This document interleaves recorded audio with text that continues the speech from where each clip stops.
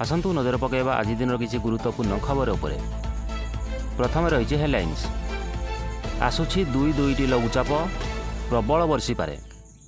मो बसर ना बदली होई पारे आम बस।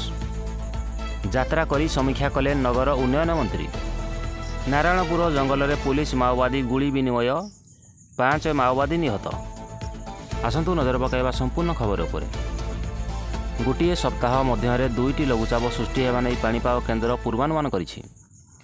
आसंता 7 तारिख में गोटे लघुचाप सृष्टि होगाकू थिया बेले 15 किंबा 16 तारिख में आउ एक लघुचाप सृष्टि हो पारे बोली विभिन्न मॉडेल जଣାपड़ी। 7 तारिख में सृष्टि होगाकू थिबा लघुचापटी उत्तर बंगोपसागर सृष्टि हो पारे।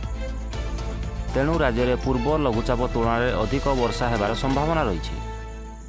एही लघुचाप जोगुं राज्यर विभिन्न स्थान में प्राय 3 ରୁ 4 दिन पर्यंत वर्षा हो पारे। तेणु जून रे जो नियंटिया वर्षा रही ताहा जुलाई रे भरणा होइजियो बोली पाणीपाग विशेषज्ञ माने आशा प्रकाश करिसेंति। मिलिथिबा सूचना अनुसार 3 दिन पर्यंत राज्य में काँ भाँ वर्षा आशंका रही बेले 6 तारिखरू राज्य में वर्षार प्रकोप वृद्धि पाइब। सेही दिन मयूरभंज, केन्दुझर, मालकानगिरी, कोरापुट और रायगड़ा में प्रबल वर्षा हो पारे। परवर्ती खबर। मो बसर नाम बदली हो पारे आम बस।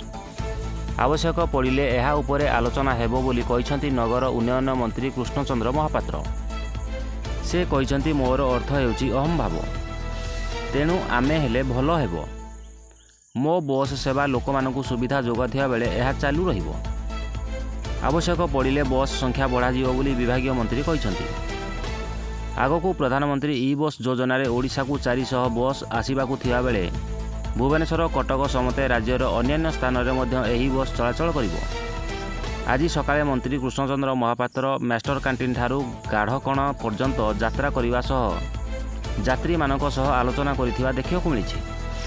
परवर्ती खबर। मालकानगिरी सीमांत छत्तीसगढ़ नारायणपुर जिला आबुजमाड़ जंगल में पुलिस और माओवादी मध्य गुली विनिमय होइछि। गत 2 दिन धरी चलुथिबा एही एनकाउंटर 5 जन माओवादी निहत होइथिबा सूचना मिलिछि। घटनास्थल विपुल परिमाण में विस्फोरक सामग्री जबत होइथा बेले एबे जंगल में सर्च ऑपरेशन जारी रही। नारायणपुर में आबुजामाड़ जंगल में माओवादी माने एक कैंप करी रहिथिबा नै जून 30 तारिख में पुलिस को गोइंदा विभाग पक्षरु सूचना मिलिथिला।